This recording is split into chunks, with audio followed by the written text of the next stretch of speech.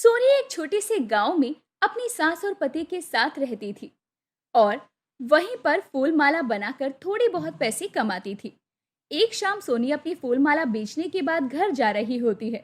तभी उसे रास्ते में बहुत सारी राखी दिखाई देती है और वो राखी देखकर बहुत खुश हो जाती है। अरे वाह, बाजार में राखी बिकने लग गई। मेरे तो ध्यान से ही निकल गया था। इस बार तो पक्का बुलाऊंगी उपेंद्र को। इतने साल हो गए आ नहीं पा रहा था। इस बार ये राखी मैं बहुत धूमधाम से मनाऊंगी। सोनी काफी खुश थी और घर जाने लगती है। सोनी को देखकर उसकी सास रज्जो उससे बोलती है, अरे सोनी बहू, क्या बात है, इतने खुश है? जरूर कोई बड़ी बात होगी ना। हाँ माँ जी, बड़ी बात तो है। रक्षाबंधन आने वाला है और देखना, इस बार उपेंद्र जरूर आएगा। बहू, तू पिछले 5 साल से यही मांग रही है कि इस बार तेरा भाई जरूर आए, लेकिन ऐसा हो नहीं रहा। अरे तू मान क्यों नहीं लेती कि शहर जाकर तेरा भाई तुझे भूल गया है, वो अपनी दुनिया में मगन हो गया है। माँ जी, मैं आपकी बात जरूर मान लेती अगर वो सच होती, लेकिन ऐसा कुछ भी नहीं है। उपेंद्र अपनी दीदी को कभी नहीं भूल सकता है। आप देख लेना, इस बार उपेंद्र पक्का आएगा। सोनी कई दिनों तक बहुत खुश थी रक्षाबंधन को लेकर। ऐसे ही एक दिन सोनी घर के पुराने सामान देखने लगती है। तभी सोनी की नजर अपने भाई की तस्वीर पर पड़ती है और सोनी की आंखें भर आती है। जब से शादी हुई है तब से तो उपेंद्र मुझसे मिलने ही नहीं आया, ना ही फोन करता है। पिछले 5 सालों से मैं ही हमेशा उससे कॉल करती हूँ, बात करती हूँ। वो तो मुझसे बात करना ही नहीं चाह रहा।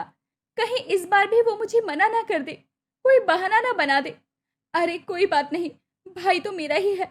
वो जरूर काम की वजह से नहीं आ पा रहा होगा। मैं अगर इस बार उसे पहले ही याद दिलाऊंगी तो वो पक्का आएगा। सोनी कुछ देर बाद अपने भाई उपेंद्र को कॉल करती है। उपेंद्र मुंबई में अपनी पत्नी पार्वती के साथ रहता है। पार्वती सोनी का कॉल रिसीव करती है। अरे पार्वती भाभी, मैं सोनी बोल रही हूँ। आप कैसी हो? मैं ठीक हूँ। क्या हुआ? क्या काम है जो कॉल किया? भाभी, आप ऐसे बात क्यों कर रही हो? आपको अच्छा नहीं लगा क्या कि मैंने कॉल किया? अरे कोई काम होगा ना, इसीलिए फोन किया। वो बताओ क्या काम है? वो मुझे अपने भाई से बात करनी है। उपेंद्र से बात हो जाएगी? तभी वहां पीछे से उपेंद्र आता है और पार्वती से बोलता है, अरे पार्वती, क्या हुआ? किसका फोन आया है? ये लो, तुम्हारी बहन का ही कॉल है, कर लो बात। दीदी, कैसी हो आप? इतने दिनों के बाद फोन किया। सब ठीक तो है ना? हाँ, सब ठीक है। वो तो बस मैं तुझे बहुत याद करती हूँ और अब रक्षाबंधन भी आने वाला है। इस बार तो तू आ रहा है ना। देख, 5 साल से मैंने अपने भाई को देखा नहीं है। मैं बहुत याद करती हूँ तुझे। देखने का मन है तुझे। राखी बांधनी है। इस बार आएगा ना? दीदी, वो देख भाई, मुझे पता है तू काम में बहुत ज्यादा व्यस्त रहता है और अपने परिवार को संभालता है, लेकिन साल में राखी का त्योहार एक बार ही तो आता है और उसमें भी अगर मेरा भाई मेरे पास नहीं हो तो मुझे कैसे अच्छा लग सकता है। इस बार मना मत कर मेरे भाई, मेरा बहुत मन है। मैं बहुत समय से तेरा इंतजार कर रही हूँ। अच्छा ठीक है दीदी। अगर आप इतना कह रही हो तो ठीक है, मैं आऊँगा। मुझे भी आपकी बहुत याद आ रही है। हर बार मेरी कलाई पर राखी रहती है। पिछले 5 साल से सूनी कलाई देखकर मैं भी खुश नहीं था। आप चिंता मत करो दीदी, मैं ज़रूर आऊँगा। ठीक है, अब तो बस मुझे रक्षाबंधन का ही इंतजार रहेगा। उपेंद्र की बात सुनकर पार्वती का मुंह बन जाता है और पार्वती गुस्से में बोलती है, ये क्या है? तुम्हें पता है ना उपेंद्र, तुम्हारी बहन कैसी है। उसे जरूर किसी चीज की मदद चाहिए होगी और तुम्हें क्या जरूरत है अपनी बहन से मिलने जाने की? अपना परिवार क्या दिखाई नहीं दे रहा? ऐसा नहीं है, मैं तुम सबका भी बहुत ध्यान रखता हूँ। लेकिन सोनी दीदी का मेरे अलावा है ही कौन इस दुनिया में? और वैसे भी 5 साल से मैं अपनी बहन से मिला तक नहीं हूँ। मुझे भी तो मिलने का मन करता है ना। अगर इस बार मैं रक्षाबंधन पर अपनी बहन से मिलने चला गया तो इसमें क्या हो जाएगा? जब कुछ होना ही नहीं है वहां जाकर तो जाना ही क्यों है? कहीं मत जाओ। मैं कभी भी तुम्हारी किसी बात के लिए मना नहीं करता हूँ, लेकिन आज मैं यही चाहता हूँ कि मैं अपनी बहन से मिलने जाऊँ। अब अगर तुम्हें अच्छा लग रहा है या फिर बुरा लग रहा है, इसमें मैं कुछ नहीं कर सकता। मैं अपनी बहन से मिलने जा रहा हूँ तो मतलब जा रहा हूँ। ठीक है, जाओ, मुझे क्या। उपेंद्र अपनी पत्नी के मना करने के बाद भी अपनी बहन से मिलने जाने की ठान लेता है। ऐसे ही कई दिन निकल जाते हैं। कुछ दिनों बाद जब रक्षाबंधन के त्योहार से 2 दिन पहले ही उपेंद्र पार्वती के साथ ट्रेन में गांव जाने के लिए निकल जाता है तो वो बहुत ज्यादा खुश होता है। दीदी कितनी बेसब्री से इंतजार कर रही होंगी। इतने सालों बाद हम भाई बहन मिल रहे हैं। आज तक कभी मुझे रक्षाबंधन की इतनी खुशी नहीं हुई जितनी इस बार हो रही है। उपेंद्र को इतना खुश देखकर ट्रेन में उपेंद्र के सामने बैठा आदमी उससे बोलता है। अरे भाई साहब, आप इतना खुश क्यों हो? और मैं कब से देख रहा हूँ कि आप खुद से ही बात किए जा रहे हो। क्या बात है? भाई साहब, मैं 5 सालों बाद अपनी बहन से मिलने जा रहा हूँ और रक्षाबंधन भी है, तो खुशी क्यों ना हो। अच्छा, तो ये खुशी एक भाई की है। अच्छा लगा आपसे मिलकर। कुछ देर बाद उपेंद्र का स्टेशन आ जाता है और फिर उपेंद्र वहां से बस लेकर अपने गांव पहुंच जाता है। गांव जाने के बाद उपेंद्र अपने घर की तरफ जाने लगता है। तभी रास्ते में उसे अपनी बहन सोनी दिख जाती है। सोनी तुरंत जाकर अपने भाई को गले लगा लेती है। आखिरकार तू आ ही गया मेरे भाई। मैंने तेरा बहुत इंतजार किया। तू कितना पतला हो गया है, पहचान में भी नहीं आ रहा।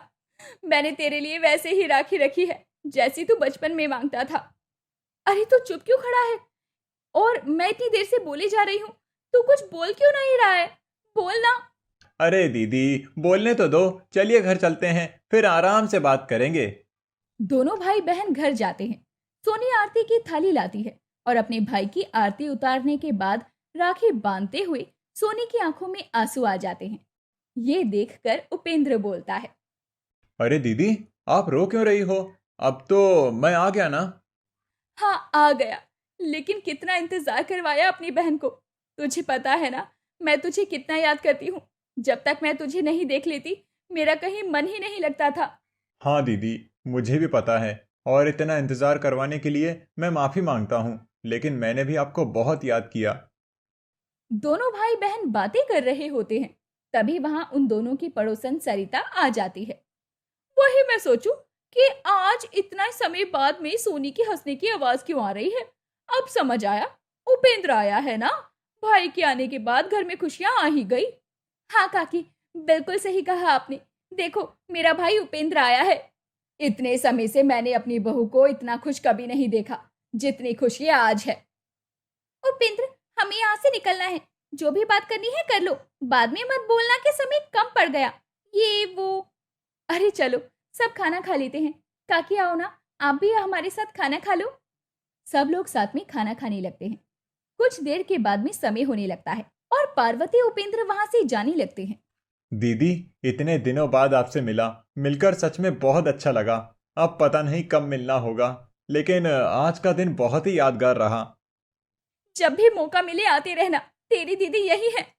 सोनी उपेंद्र और पार्वती को बस के पास छोड़कर जा रही होती है कि तभी एक गाड़ी बहुत ही तेजी में उपेंद्र की तरफ आ रही होती है।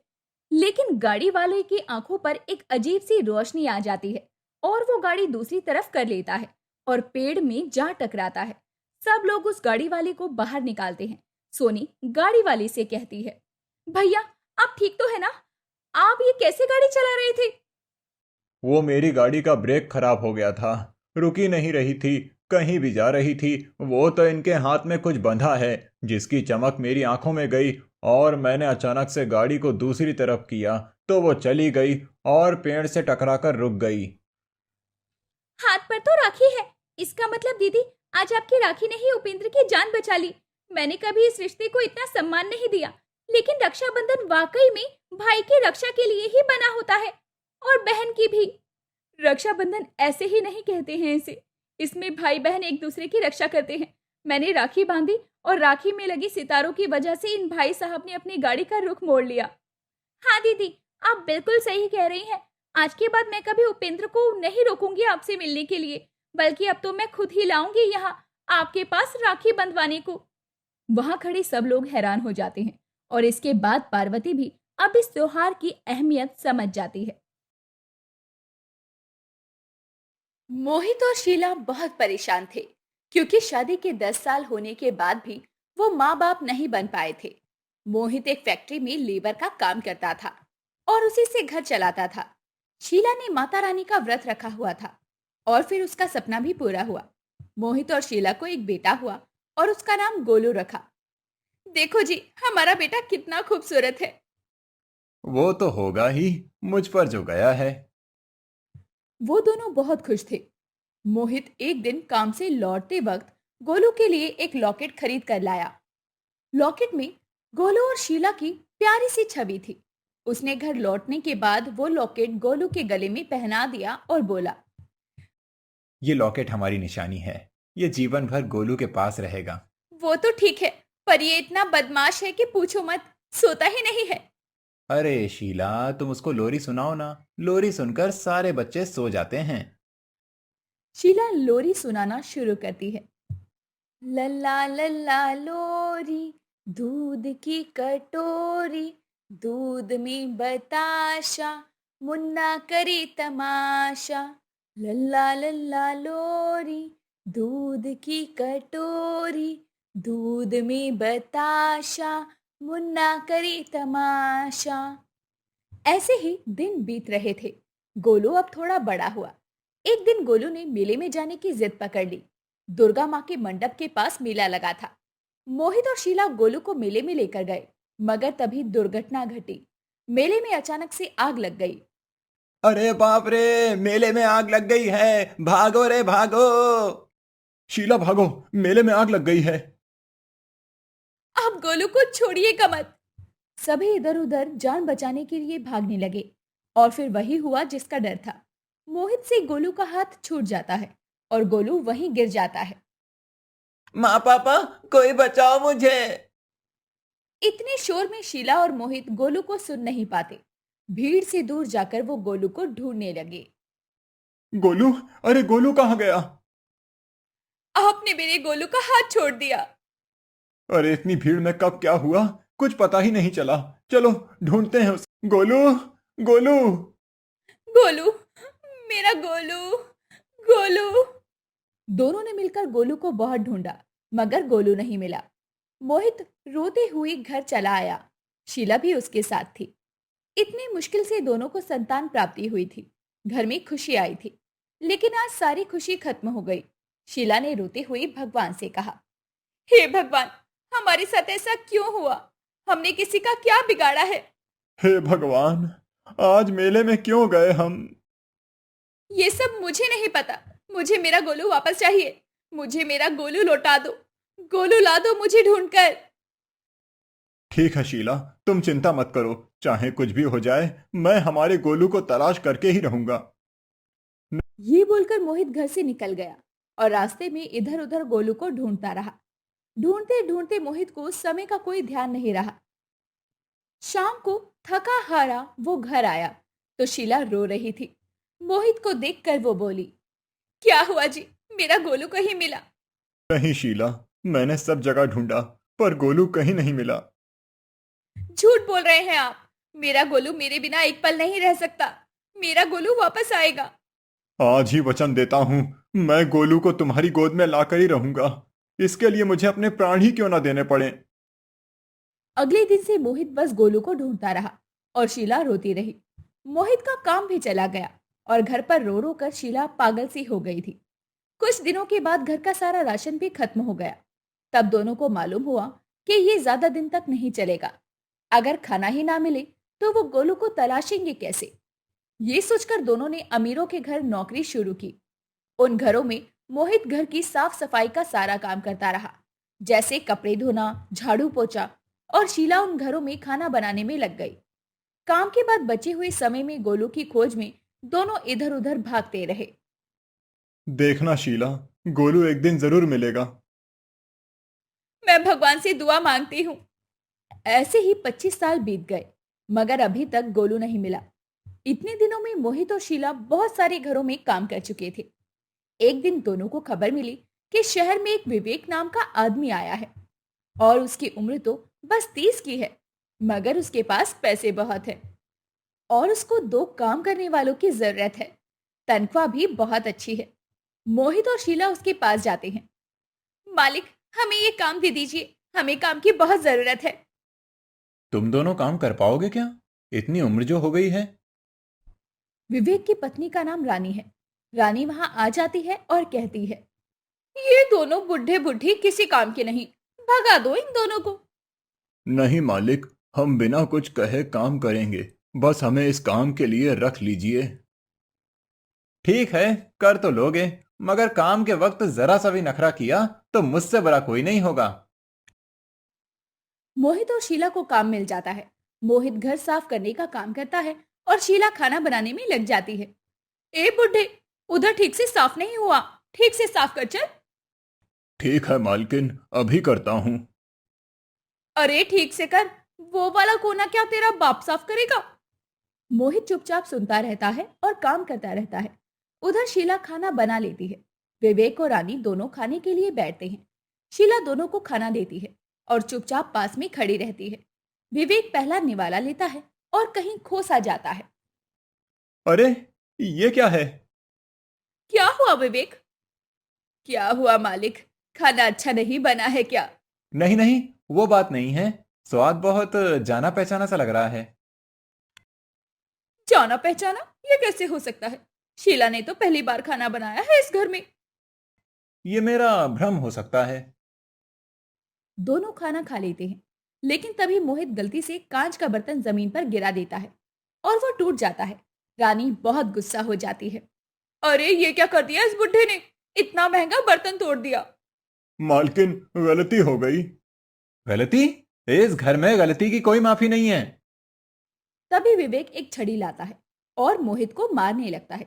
शीला भागकर आती है और विवेक के पैर पकड़ लेती है। माफ कर दीजिए मालिक, इनकी तबीयत ठीक नहीं है। लो, बहाना शुरू। मैंने तो बोला ही था कि इन दोनों को निकाल दो, अब भुगतो। आप मुझे मारिए मालिक, लेकिन इन्हें छोड़ दीजिए। हाँ, तुझे भी मारूंगी। मार खाने का बहुत शौक चढ़ा है ना तुझे, तुझे भी मारूंगी। रानी तभी एक छड़ी लाती है और शीला को मारने लगती है। दोनों चिल्लाते हैं। मारने के बाद विवेक और रानी अपने कमरे में चले जाते हैं। रात में शीला और मोहित रसोई में सो रहे होते हैं। तभी वो सुनते हैं कि रात में विवेक अपने कमरे में चिल्ला रहा है। माँ, मुझे ले चलो माँ, मुझे ले चलो। मालिक ऐसे क्यों चिल्ला रहे हैं? तभी शीला विवेक के कमरे के पास जाकर मालकिन पुकारती है। तभी रानी दरवाजा खोलती है और कहती है, क्या हुआ आधी रात को? मालिक चिल्ला रहे थे तो सुनकर रह नहीं पाई। विवेक को बीमारी है, उसको कभी कभी नींद नहीं आती तो ऐसे ही चिल्लाता है। मैं कोशिश करके देखूं, तू क्या करेगी?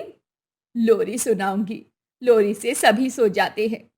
शीला विवेक के पास जाती है और लोरी सुनाती है। लल्ला लल्ला लोरी, दूध की कटोरी, दूध में बताशा, मुन्ना करे तमाशा। लल्ला लल्ला लोरी, दूध की कटोरी, दूध में बताशा, मुन्ना करे तमाशा। विवेक तुरंत सो जाता है। रानी को आश्चर्य होता है, लेकिन सुबह विवेक ऑफिस के लिए निकलता है। उसके ऑफिस में आज एक जरूरी मीटिंग है, इसीलिए वो हड़बड़ी में घर से निकलता है और बिना इधर उधर देखे रास्ता पार करता है। पर तभी रास्ते में गाड़ी आकर उसे धक्का मार देती है और वो जमीन पर गिरकर तड़पने लगता है। रानी, शीला और मोहित दौड़कर उसके पास जाते हैं। तीनों मिलकर विवेक को उठाने की कोशिश करते हैं और तभी मोहित और शीला देखते हैं कि विवेक के गले में एक लॉकेट है।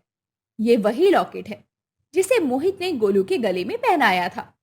मोहित और शीला उस लॉकेट को देखकर चौंक जाते हैं। अरे, ये लॉकेट मालिक के पास कैसे आया? ये लॉकेट विवेक के पास बचपन से है। वो अनाथ है, किसी मेले में खो गया था। विवेक से ही सुना है मैंने। मेले में आग लगने के कारण दौड़ते हुए वो गिर गया था और उसके पापा से उसका हाथ छूट गया। फिर सब कुछ खत्म होने के बाद जब वो मेले के पास बैठकर रो रहा था, तभी किसी अनाथ आश्रम के मालिक ने उसे देखा और उसे अपने साथ लेकर गए। विवेक ने अनाथ आश्रम में रहकर ही अपनी पढ़ाई पूरी की और नौकरी करने बाहर चला गया। बचपन से ही ये लॉकेट उसके पास है। ये सुनकर मोहित और शीला की आंखों में आंसू आ जाते हैं। असल में ये वही लॉकेट है जो मोहित ने गोलू के गले में पहनाया था। विवेक असल में उनका गोलू है। वो तुरंत गोलू को उठाकर दुर्गा माँ के मंदिर ले जाते हैं और माँ से प्रार्थना करते हैं। हे माँ, हमारा बेटा 25 साल पहले हमसे खो गया था। इतना ढूंढने के बाद आज वो मिला है। हमसे उसे फिर से अलग मत कर। तभी दुर्गा माँ प्रकट होती है और विवेक यानी गोलू को ठीक कर देती है। गोलू को सब कुछ पता चलता है और फिर वो सब समझ जाता है, क्यों शीला का बनाया हुआ खाना जाना पहचाना लग रहा था। क्यों शीला की लोरी सुनकर वो सो गया था। वो मोहित और शीला पर किए गए अत्याचारों के लिए भी माफी मांगता है। माँ पापा, मुझे माफ कर दो। मैंने आप पर बहुत अत्याचार किए हैं। मैं उस बात के लिए शर्मिंदा हूँ। मुझे माफ कर दो। चुप कर बेटा, माँ बाप से भी कोई माफी मांगता है क्या। ये बोलकर मोहित और शीला विवेक को अपने गले से लगा लेते हैं। रानी भी माफी मांगती है। अंत में सभी एक साथ हो जाते हैं और खुशी खुशी जीवन व्यतीत करने लगते हैं। चंदा सुबह सुबह कपड़े धो रही होती है। तभी चंदा की सौतेली माँ डुमरी चंदा को और भी कपड़े लाकर देते हुए कहती है, सिर्फ खाने में तेरे हाथ चलते हैं, वैसे तुझसे कोई काम नहीं होता है। चल जल्दी जल्दी हाथ चला ताकि तुझे और भी काम दूं। बस मुफ्त की रोटी तोड़ने आती है। तुम चंदा को इतना काम क्यों देती हो? राखी से भी घर का काम करवाया करो। क्यों ना करवाऊं इस बिन माँ की बेटी से काम। और मेरी फूल सी बेटी की अभी उम्र ही क्या है, बस 20 साल की तो है अभी। और ये करमजली पूरे 22 साल की हो चुकी है। माँ मुझे भूख लगी है, कब तक खाना बनेगा? अरे ओ महारानी, सुन भी रही है? मेरी राखी को भूख लगी है जोरों की। कपड़े धुल जाएं तो आकर खाना भी बना लियो। जी माँ जी, जैसा आप कहें। ये करके मैं वो भी करती हूँ। डुमरी और राखी इतना कहने के बाद वहां से चले जाते हैं और ये देख केशव परेशान हो जाता है और अपनी बेटी चंदा के पास जाता है जो कि कपड़े धो रही थी। चंदा बेटी, मुझे माफ कर दे। मैं ही तेरा गुनहगार हूँ। मैंने तो सोचा था कि तेरी माँ के जाने के बाद डुमरी तुझे तेरी माँ की तरह प्यार देगी, लेकिन मैं शायद भूल गया, सौतेली तो आखिर सौतेली ही होती है। और आज तक डुमरी ने बस तुझ पर अत्याचार ही किए हैं। नहीं पिताजी, इसमें आपकी भी कोई गलती नहीं है। हाँ, आपने तो ये सब मेरे लिए ही किया था ना, लेकिन मैं ही अभागी हूँ जो मेरी किस्मत में माँ का प्यार लिखा ही नहीं है। चंदा और केशव बात कर ही रहे होते हैं, तभी कमरे में डुमरी की आवाज आती है। तुम दोनों बाप बेटी मेरी और मेरी फूल सी बेटी की बुराई कर लो तो घर के काम भी हैं, उसका भी सोच लेना। और चंदा, अगर आज काम नहीं हुआ समय पर तो पूरे दिन तुझे भूखे रखूंगी। डुमरी चंदा से नौकरानी की तरह काम करवाया करती थी और तब भी उसे कई बार तो पूरा पूरा दिन भूखा रखा करती थी। ये देख डुमरी की पड़ोसन खुद से कहती है, बेचारी चंदा की फूटी किस्मत। जब से इसकी सौतेली माँ आई है तब से बेचारी का बचपन तो छिन गया था। अब जवानी में ये औरत इसे नौकरानी की तरह काम करवाती है। भगवान, बेचारी को अच्छा घर परिवार ससुराल दे। ऐसे ही समय बीत रहा होता है और एक रोज डुमरी अपनी बेटी राखी के साथ बाजार से आ रही होती है। तभी राखी अपनी माँ को कहती है, माँ वो देखो, ये चंदा ही है ना? और वो लड़का कौन है जो चंदा का बार बार हाथ पकड़ रहा है? अरे वो करमजली तुझे कहाँ दिख गई? अरे हाँ, ये कौन है? कहीं इसका इसके साथ चक्कर तो नहीं चल रहा है? अगर ऐसा है तो आज मैं इसकी टांग तोड़ दूंगी। माँ, मैंने इसे अपने घर के आसपास भी घूमते देखा है और अब तो मेरा शक भी यकीन में बदल गया है। चंदा का इसके साथ चक्कर चल रहा है। अभी यहाँ रोड पर तो मैं तमाशा नहीं करना चाहती हूँ, लेकिन आज इसे घर आने दे। जिन 2 पैरों से ये इससे अपना मुंह काला करवाने आई है, वही दोनों पैर मैं आज इसके तोड़ डालूंगी। अब राखी और डुमरी केशव के कान भरकर चंदा के आने का इंतजार करने लगते हैं। चंदा जैसे ही घर आती है, डुमरी चंदा का बाल पकड़कर उसे दरवाजे से खींचकर घर के अंदर लाती है। अरे माँ, ये अब क्या कर रही हैं? माँ नहीं, मेरा बाल छोड़ो। आप ये क्या कर रही हैं माँ? आप सुन तो रही हो ना? माँ, मुझे दर्द हो रहा है। करमजली अभागी, तो इस घर का नाम मिट्टी में मिलाना चाहती है। कौन है वो जिससे तू चिपक चिपक कर बातें कर रही थी? वो माँ, वो मैं आपको बताने ही वाली थी। मैंने कमल के बारे में पिताजी को बताया था। पिताजी, आप कुछ बोलते क्यों नहीं? वो क्या बोलेगा? दोनों बाप बेटी ने मिलकर इस घर का नाम मिट्टी में मिलाने का जो फैसला ले रखा है। अरे तुम दोनों चाहते क्या हो? डुमरी चंदा को खूब मारती है और खाना भी नहीं देती। केशव भी चंदा को नहीं बचाता, क्योंकि उसे भी अपने घर की इज्जत प्यारी थी। इस वाक्य के बाद ही डुमरी चंदा के लिए लड़का देखना शुरू कर देती है। तुम इसकी 10 दिन के अंदर शादी करोगे, वरना मैं ये घर छोड़कर चली जाऊंगी। इसे तुम किसी दूध वाले के हाथों में या फिर किसी कबाड़ी, अखबार या दलाल के हाथ बेच दो, लेकिन ये लड़की 10 दिन के अंदर यहाँ से जानी चाहिए। मैं देख रहा हूँ इसके लिए लड़का।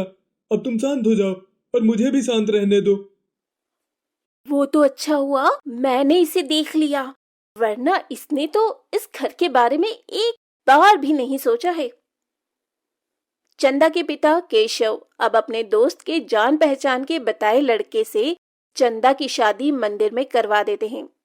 चंदा तो गम की मारी अपनी जिंदगी काट रही थी, लेकिन चंदा जैसे ही अपने ससुराल जाती है, उसके ससुराल में चंदा के पैर रखते ही कई सारी अच्छी खबर आती है।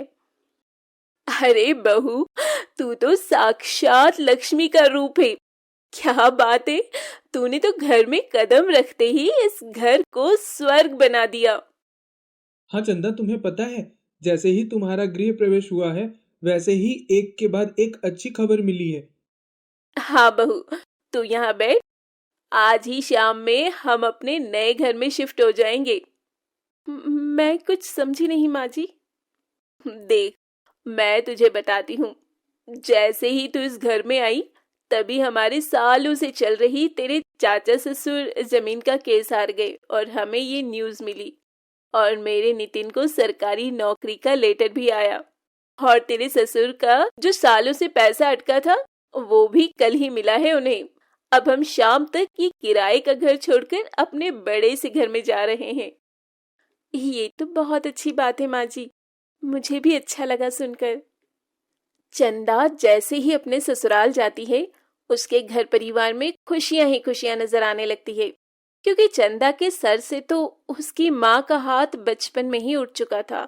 लेकिन अपने ससुराल में उसे अपनी सास सुजाता से उसे माँ वाला प्यार मिल रहा था। और अब ऐसे ही काफी समय बीत जाते हैं। एक रोज केशव चंदा के घर आता है और वो चंदा का हवेली जैसा घर देखकर बहुत खुश होता है। और चंदा की सास भी केशव को कहती है, आपने तो हमारे घर बहू नहीं, साक्षात लक्ष्मी दी है, लक्ष्मी। इसके घर में पैर रखते ही देखिए हम क्या थे और क्या हो गए। मुझे तो पहले ही पता था, मेरी बेटी के अच्छे कर्म हैं। जिस घर में जाएगी उस घर को स्वर्ग बना देगी, स्वर्ग। ये राखी की शादी का कार्ड है, हम सब जरूर आएंगे पापा जी। केशव अपनी बेटी को खुश देख बहुत खुश था, और वो जब अपने घर आता है तो अपनी पत्नी से कुछ भी नहीं कहता। दे आए महारानी को शादी का कार्ड। मैंने तो मना किया था कि कोई जरूरत नहीं है उसे राखी की शादी में बुलाने की, वो उस लायक ही नहीं है। लेकिन नहीं, आपको तो अपनी लाडली को बुलाना है। अब तुम चाहे उसे कितना भी कोस लो डुमरी, अब मेरी बेटी जहाँ भी है बहुत खुश है और अपनी पुरानी जिंदगी को भूलकर आगे बढ़ रही है। अब ऐसे ही कुछ समय बाद शादी वाले दिन शादी की सभी तैयारियों के बीच लड़के वाले राखी से शादी करने से इनकार कर देते हैं, क्योंकि उन्हें और भी दहेज में पैसे चाहिए थे। ये सुन डुमरी लड़के वालों के सामने हाथ जोड़े खड़ी होती है। बगल में केशव भी होता है। हमने तो आपको पहले ही 1 लाख रुपया दिया है, एक महंगी गाड़ी भी दी और अपनी बेटी भी दे रहे हैं, और अब भी आप और पैसे मांग रहे हैं। हम गरीब लोग कहाँ से लाएंगे इतना पैसा? मैं कुछ नहीं जानती, मुझे 1 लाख रुपए और चाहिए, साथ में सोने की चेन, वरना ये शादी नहीं हो सकती। उठो बेटा मंडप से। डुमरी लड़के वालों के सामने गिड़गिड़ा ही रही होती है, तभी एक बड़ी सी गाड़ी डुमरी और केशव के दरवाजे पर आकर रुकती है। कार देख डुमरी के मुंह से निकल जाता है, अब ये कौन आया? कहीं भगवान ने मेरी सुन तो नहीं ली और मेरी मदद को कोई फरिश्ता भेज दिया। जरूर चंदा बेटी आई होगी और दामाद जी। हाँ, क्यों नहीं, वो भिखारन कार में होगी। तुम भी बिना पिए कैसे सपने देखते हो? अब जैसे ही नितिन के साथ चंदा महंगी गाड़ी से महंगी साड़ी ज्वेलरी पहने निकलती है, डुमरी की तो आंखें ही चमक जाती है। आसपास के खड़े लोग भी चंदा को देख हैरान थे। तभी चंदा आते ही अपने गले में पहना हार उतारकर दूल्हे को पहना देती है। क्या मांग है तुम्हारी? 1 लाख रुपए और सोने की चेन?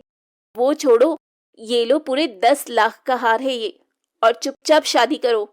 अगर अब कुछ भी बोलने की कोशिश की तो पुलिस को बाद में बुलाऊंगी। पहले यहाँ जितना खर्चा और बेइज्जती हुई है उसे पहले वसूल लूंगी। चंदा बेटा, कौन सी लॉटरी लगी है तेरी? लंबी गाड़ी, नौकर चाकर, तू तो एकदम बदल गई। जब डुमरी को सब कुछ पता चलता है तो उसे बहुत पछतावा होता है, क्योंकि डुमरी की बेटी राखी की शादी आज चंदा की वजह से हुई, वरना लड़के वालों ने तो दहेज के चक्कर में डुमरी की बेटी राखी से शादी करने से साफ इनकार कर दिया था। ये कहानी है राम की, जो अपनी झोपड़ी के बाहर इधर उधर टहल रहा होता है। उसके माथे पर शिकन साफ नजर आ रही थी। उसके चेहरे का पसीना देख साफ पता चल रहा था कि वो किसी टेंशन में है। तेज बारिश हो रही थी। हे भगवान, मेरी पत्नी और मेरे बच्चों का ख्याल रखना। ना जाने क्यों मेरा दिल घबरा रहा है। एक औरत जो बेड पर पड़ी चिल्ला रही थी और उसी के पास एक आया थी जो उसे खुद को संभालने की सहानुभूति दे रही थी। बेटा, हौसला रखो, सब ठीक हो जाएगा। आया, अगर आज मुझे कुछ हो जाता है तो मेरे पति से कहना कि मैं उनसे बहुत प्रेम करती हूँ और वो मेरे बच्चे की अच्छी तरह से परवरिश करे। ये कैसी बातें कर रहे हैं? ऐसा कुछ नहीं होगा, तो घबरा मत, जो होगा सब अच्छा ही होगा। आया अपनी नम आंखों से उस औरत और उसके बच्चे की तरफ देखती है और वो औरत तो बेहोश हो जाती है, लेकिन उसका बच्चा नहीं बचता। आया अपनी गोद में बच्चा लिए राम के घर का दरवाजा खोलती है और बाहर आती है। आया, मेरी पत्नी और मेरा बच्चा दोनों ठीक है ना? कोई परेशानी तो नहीं हुई? वो दरअसल राम तुम्हारी बेटी हुई है और तुम्हारी पत्नी भी ठीक है। भगवान का लाख लाख शुक्र है कि सब कुछ ठीक है। राम, लेकिन क्या हुआ? और आपकी आंखों में आंसू क्यों हैं? क्या हुआ? अभी तो आपने कहा कि मेरी बेटी और मेरी बीवी दोनों ही ठीक हैं, फिर आपकी आंखों में इस तरह आंसू? ये सच है राम कि तुम्हारी बेटी हुई है और तुम्हारी पत्नी भी सही सलामत है, लेकिन तुम्हारी ये बच्ची इस दुनिया में नहीं रही, वो मरी हुई पैदा हुई है। ये रही तुम्हारी बेटी राम। अच्छा, अब मैं चलती हूँ। रुक जाओ आया, अब जब मेरी बेटी मरी हुई पैदा हुई है तो मैं इस मरी हुई बेटी की शक्ल अपनी सुनीता को दिखाकर उसकी तबीयत और नहीं खराब करना चाहता। इसीलिए एक काम करो, तुम मेरी मरी हुई बेटी को ले जाओ और इसे कहीं दफना देना। मैं यहाँ सुनीता को संभाल लूंगा। आया राम की बातों का जवाब सर हिलाकर हाँ में देती है और वो उस बच्ची को लिए चली जाती है। पर वहीं राम का कलेजा फट रहा था, क्योंकि शादी को 8 साल गुजर गए थे और इस दौरान उसकी एक भी संतान नहीं हुई थी। और जब 8 साल बाद उसकी बेटी पैदा हुई तो वो भी मरी हुई पैदा हुई। राम अपनी आंखों में आंसू लिए अपनी झोपड़ी में चला जाता है और अपनी बीवी के बगल में बैठ जाता है। तो वहीं आया उस बच्चे की लाश को अपने हाथों में लिए कब्रिस्तान की तरफ जा रही थी। तभी उसको प्यास लगती है और वो बच्ची को एक जगह पर रखकर पानी पीने चली जाती है। लेकिन तभी आसमान इतनी तेज गरजता है मानो कि वो अभी फट जाएगा। आसमान से एक रोशनी बाहर आती है और उस बच्ची में चली जाती है। और जब आया वापस आती है तो वो देखती है कि बच्ची खूब जोर जोर से रो रही है। अरे, ये कैसे हो सकता है? ये बच्ची तो मरी हुई पैदा हुई थी, तो जिंदा कैसे हो सकती है? जो भी है, मैं इस बच्ची को वापस नहीं लेकर जा सकती, क्योंकि मैं उन लोगों को कह चुकी हूँ कि उनकी बच्ची मर चुकी है। अगर मैं इस बच्ची को वापस लेकर गई तो लोग मेरे काम पर शक करने लगेंगे। ऐसा करती हूँ, इस बच्ची को किसी के दरवाजे पर छोड़ देती हूँ।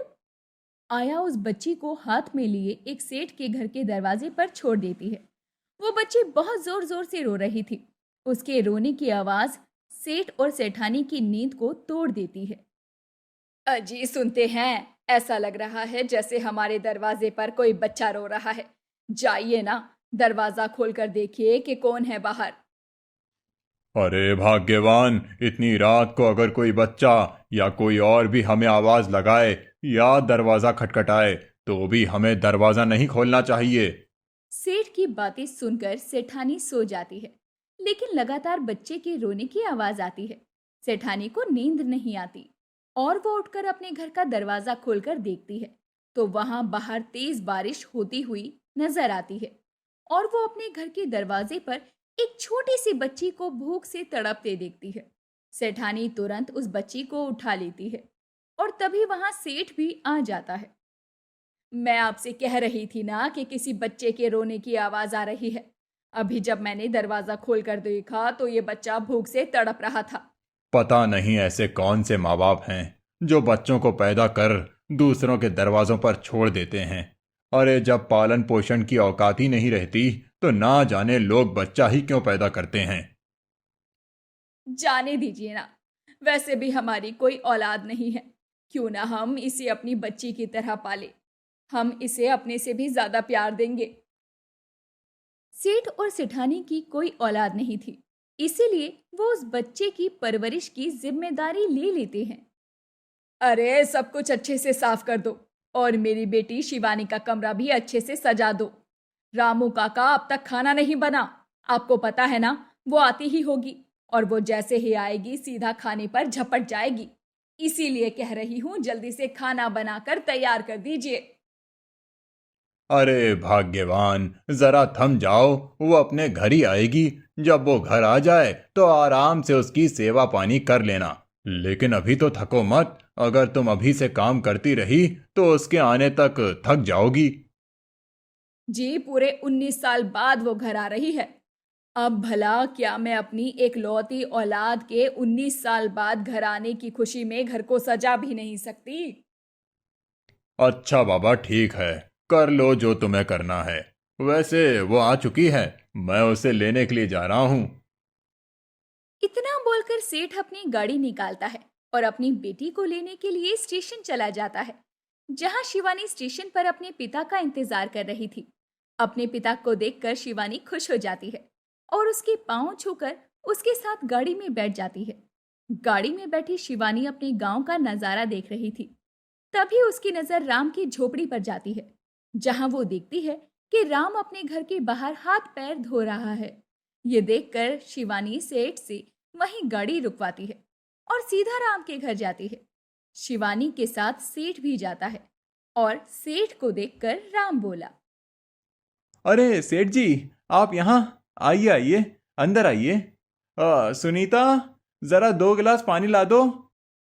राम की बात सुनकर सुनीता पानी के 2 ग्लास लाती है। एक शिवानी को देती है और दूसरा सेठ को देती है। वो दोनों ही उसके घर का पानी पीते हैं और थोड़ी देर बैठकर वहां से जाने लगते हैं। पर तभी शिवानी राम के पैर छूती है और उससे कहती है, ना जाने क्यों आपसे मिलकर मुझे बहुत अपनापन लग रहा है। ऐसा लग रहा है जैसे आपसे मेरा कोई पुराना और गहरा रिश्ता है। बेटिया, अगर आज हमारी बेटी होती तो वो भी तुम्हारी ही उम्र की होती। मतलब मैं कुछ समझी नहीं राम काका। मतलब ये है बिटिया कि आज से 21 बरस पहले हमारी घरवाली को एक बच्चा हुआ था, पर वो मरा हुआ पैदा हुआ। उसके बाद से तो मानो भगवान ने हमारे घर की खुशियां ही छीन ली। ना तो हमें बच्चा हुआ और ना ही हमारी घरवाली कभी सही से मुस्कुरा पाती है। अगर ऐसी बात है तो मुझे भी आप अपनी बेटी ही समझिए। मैं भी तो 21 साल की हूँ। अगर आपकी बेटी होती तो वो भी मेरी उम्र की होती। इसीलिए मुझ में आप अपनी बेटी को देख सकते हैं। शिवानी की बात सुनकर राम और सुनीता दोनों के ही चेहरों पर एक मुस्कान आ जाती है। कुछ देर के बाद शिवानी अपने घर आ जाती है और वो सिर्फ राम के बारे में ही सोचती है। देखते ही देखते शाम हो जाती है और सभी लोग आपस में बैठकर खाना खाते हैं। आज सेठानी भी अपनी बेटी के पास बैठकर बहुत खुश थी। वो भी अपनी बेटी को बहुत ही लाड़ प्यार करती है और उसको प्यार से अपने हाथों से खाना खिलाती है। समय गुजरता है और गुजरते समय के साथ शिवानी गांव में ही बसने का फैसला कर लेती है। ऐसे ही एक दिन शिवानी मिनी स्कर्ट पहनकर अपने बाबा सेठ के साथ राम के घर जाती है, जहां राम शिवानी की गर्दन पर एक निशान देखता है। उस निशान को देखकर राम बोलता है, शिवानी बिटिया, ये तुम्हारी गर्दन पर निशान कैसा? अरे, ये तो इसका बर्थ मार्क है। जब से पैदा हुई है तब से इसकी गर्दन पर निशान है। माफ करना सेठ जी, लेकिन जैसा निशान शिवानी की गर्दन पर है, ठीक वैसा ही निशान इनकी गर्दन पर भी है। इनकी तो कुछ कुछ हरकतें भी शिवानी जैसी लगती है। देखने से लगता ही नहीं कि ये आपकी बेटी है। सुनीता की बात सुनकर सेठ बेचैन हो जाता है और वहां से कोई ना कोई बहाना देकर जाने लगता है। पर सेठ अपने घर नहीं जाता। वो सीधा उसी आया के पास जाता है जो गांव में हर गर्भवती औरत की डिलीवरी करवाती थी। वो उसके पास जाता है और उससे सवाल जवाब करता है। देख आया, सच बता, तूने किसके घर की औलाद मेरे दरवाजे पर लाकर रख दी? क्योंकि इस गांव में बच्चा पैदा करने वाला कोई और नहीं बल्कि तू है, इसीलिए सच बता। सेठ की बात सुनकर आया उसकी सारी सच्चाई बता देती है। ये सुनते ही सेठ की आंखें नम हो जाती है। वो अपनी आंखों में आंसू लिए अपनी पत्नी के पास जाता है और उसको सारी बात बता देता है। नहीं जी, ऐसा नहीं हो सकता। अगर शिवानी को पता चल गया कि राम उसका असली पिता है तो हमारा क्या होगा? शिवानी तो उसके पास चली जाएगी। हमने उसे बहुत नाजों से पाला है। मैं उसे ऐसे खुद से अलग नहीं कर सकती। ये तो मैं नहीं चाहता, लेकिन जिस तरह सच मुझे पता लगा, अगर ये सच शिवानी को पता चल गया तो वो हमें छोड़कर चली जाएगी। एक काम करते हैं, मैं आया को पैसे दे देता हूँ, वही गांव छोड़कर चली जाएगी और हम लोग शिवानी को कभी भी राम से नहीं मिलने देंगे और ना ही उसे ये सच बताएंगे। अगर उसे ये सच पता चल गया कि वो हमारी नहीं बल्कि राम की बेटी है तो वो हमें सच में छोड़ देगी। सेठ और सेठानी आपस में बातें कर रहे थे, पर वो इस बात से अनजान थे कि दरवाजे पर खड़ी शिवानी ये सब कुछ सुन रही है। आज शिवानी को जब ये पता चला कि वो उनकी असली बेटी नहीं है बल्कि उसकी असली माँ बाप तो कोई और है। उसके असली माँ बाप राम और सुनीता हैं। लेकिन शिवानी के मन में सेठ और सेठानी से दूर होने की जरा भी भावना नहीं आती और वो अपने माँ बाप के पास जाकर उन्हें समझाते हुए कहती है, माँ, पापा, आप लोगों ने ये कैसे सोच लिया कि मैं आप लोगों को छोड़कर जाऊंगी? ये जानने के बावजूद कि मेरे माँ बाप आप नहीं बल्कि राम काका और सुनीता काकी हैं। भले ही उन दोनों ने मुझे पैदा किया हो, लेकिन पाल पोस कर मुझे आपने बड़ा किया है। इसीलिए मैं ना सिर्फ उनकी बल्कि आपकी भी बेटी हूँ। शिवानी सेठ और सेठानी से बहुत प्यार करती थी, पर वो इस बात को नहीं झुठला सकती थी कि राम और सुनीता भी उसके असली माँ बाप हैं। माँ, पापा, जिस तरह आप मेरी माँ बाप हैं, ठीक उसी तरह राम और सुनीता काकी भी मेरे माँ बाबा हैं। उन्हें भी सच के बारे में पता तो चलना चाहिए ना कि मैं उनकी बेटी हूँ, क्योंकि मैं अपनी आंखों से उन्हें अपने बच्चे के लिए तड़पते हुए देख चुकी हूँ। नहीं शिवानी, मैं तुझे वहां नहीं जाने दूंगी। अगर तू वहां चली गई तो तू वापस लौटकर कभी नहीं आएगी। मैं जानती हूँ उन दोनों को। जब ये बात उन दोनों को पता चलेगी कि तू उनकी बेटी है तो वो तुझे मेरे पास कभी नहीं आने देंगे। माँ, ऐसा क्यों सोचती हो? मैं आपको कह रही हूँ ना, मैं आपको छोड़कर कहीं नहीं जाऊंगी। लेकिन वो भी तो मेरे माँ बाप हैं। उन्हें भी तो अपनी बेटी को देखने का पूरा हक है। इसीलिए उन्हें भी ये बात पता होनी चाहिए कि मैं उनकी बेटी हूँ। प्लीज ना, मुझे मत रोकिए। मैं उन्हें सच बताने के लिए जाना चाहती हूँ। इतना बोलकर शिवानी अपने घर का जैसे ही दरवाजा खोलती है, तभी उसकी आंखों के सामने सब कुछ धुंधला धुंधला उसे नजर आता है और थोड़ी ही देर बाद वो बेहोश होकर नीचे गिर जाती है। शिवानी को बेहोश होकर नीचे गिरता देखकर सेठ और सेठानी काफी घबरा जाते हैं, जिसके बाद वो तुरंत उसे अस्पताल ले जाते हैं। साथ ही सेठ रामलाल और उसकी पत्नी को भी हॉस्पिटल बुला लेता है। वो उन्हें ये खबर दे देता है कि शिवानी की अचानक तबीयत खराब हो गई है और वो बेहोश होकर नीचे गिर गई है। भले ही राम और सुनीता को ये नहीं पता था कि शिवानी उनकी बेटी है, लेकिन जैसे ही उन्हें ये बात पता चलती है कि शिवानी बेहोश होकर नीचे गिर गई है, वो तुरंत अस्पताल पहुंच जाते हैं सेठ जी, अचानक से शिवानी को क्या हो गया? कल तक तो वो अच्छी खासी थी, लेकिन एकदम से उसकी तबीयत कैसे खराब हो गई? पता नहीं राम, अब डॉक्टर आएंगे तभी कुछ हो सकता है। सेठ के बोलते ही डॉक्टर बाहर आता है और उन्हें बताता है। सेठ जी, घबराने वाली कोई बात नहीं है। शिवानी बिल्कुल ठीक है, लेकिन शिवानी प्रेग्नेंट है। आप लोगों को उसका अच्छे से ख्याल रखना होगा, और तो और उन्हें किसी चीज की टेंशन नहीं देना। इतना बोलकर डॉक्टर वहां से चला जाता है और ये जानकर कि शिवानी प्रेग्नेंट है, सब लोग चौंक जाते हैं। पूजा और योगेश शादी के मंडप में बैठे 7 जन्मों के कस्में वादों के साथ शादी के बंधन में बंधने जा रहे थे। जहां पूजा और योगेश अपनी नई शादीशुदा जिंदगी की शुरुआत करने के सपने देख रहे थे, वहीं योगेश की मां सुषमा पूजा के पिता श्यामलाल से बार बार एक ही बात कह रही थी। अरे भाई साहब, कहाँ रह गए आपके पैसे? लड़की का कन्यादान होने जा रहा है, लेकिन अब तक दहेज के पैसे नहीं आए हैं। बस मैंने अपने छोटे भाई को कहा है, वह लेकर आता ही होगा। अब तब तक बाकी की रस्में पूरी करवाइए। अरे समधी जी, इतनी भी क्या जल्दी है? एक बार पैसे आ जाने दीजिए, शादी ब्याह तो हो ही जाएगा। कौन सी लड़की भागी जा रही है आपकी? लेकिन मुहूर्त तो निकलता जा रहा है ना, मेरा छोटा भाई किशन लाल आता ही होगा। उन्हें आ जाने दीजिए, तब तक मैं कुछ खा पी लेती हूँ। देखो जरा क्या कुछ बनवाया है बारातियों के लिए। जी जरूर समधन जी, आइए आप बैठिए, मैं आपके लिए खाना मंगवाता हूँ। इधर पंडित जी बार बार मुहूर्त निकला जा रहा है कहकर मंत्रों को बीच में ही रोक दे रहे थे, लेकिन सुषमा श्यामलाल को अपनी बेटी पूजा का कन्यादान करने ही नहीं दे रही थी। देखिए समधन जी, पंडित जी का भी कहना है कि मुहूर्त निकलता जा रहा है।